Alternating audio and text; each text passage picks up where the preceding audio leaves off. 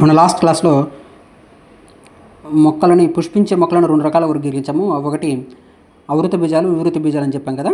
ఇప్పుడు ఏంటంటే వాటిలో వివృత బీజ మొక్కల గురించి తెలుసుకుందాము. వివృత బీజ మొక్కలు అనేవి విత్తనం చుట్టూ కవచం ఉండదు. విత్తనం చుట్టూ అనేది కవచం అనేది ఉండదన్నమాట. వీటి యొక్క పుష్పాలు ఎలా ఉంటాయంటే శంకులుగా మారుతాయి.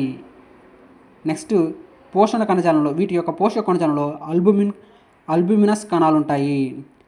వీటి యొక్క పోషణ కణాలలో అల్బుమినస్ కణాలు ఉంటాయంటే వివృత బీజ మొక్కలలో అల్బుమినస్ కణాలు ఉంటాయి.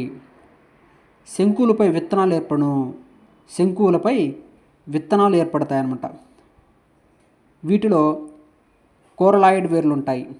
కోరలాయిడ్ వేర్లు అంటే ఎందులో ఉంటాయంటే వివృత బీజ మొక్కల్లో ఉంటాయి కోరలాయిడ్ వేర్లు. వీటి యొక్క వేర్లలో నాస్టాక్ అనే శైవలం ఉంటుంది.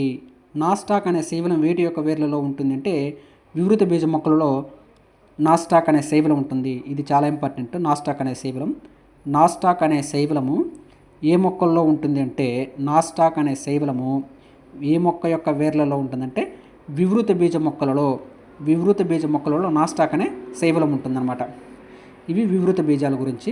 నెక్స్ట్ అవృత బీజాలు అనేవి విత్తనం చుట్టూ కవచం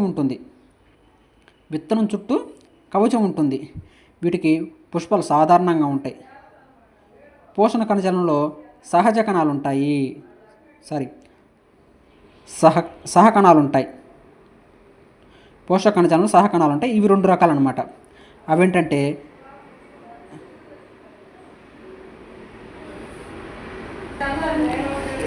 ఏకదళ బీజాలు, ద్విదళ బీజాలు. ఇవి ఏకదళ బీజాలు అంటే ఏంటంటే మొక్క గింజల్లో ఒకే దళం ఉంటుంది. ఇప్పుడు ఏదైనా ఒక గింజ తీసుకున్నామంటే అందులో ఒకే ఒక గింజ ఉంటుందన్నమాట. వీటికి సమాంతర ఈనెల వ్యాపనం ఉంటుంది.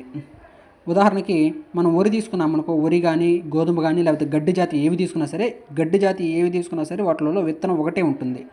అంటే వరి ఒకే పలుకు ఉంటుంది, రెండు పలుకులు ఉండవు. గోధుమలు కూడా ఒకే పలుకు ఉంటుంది.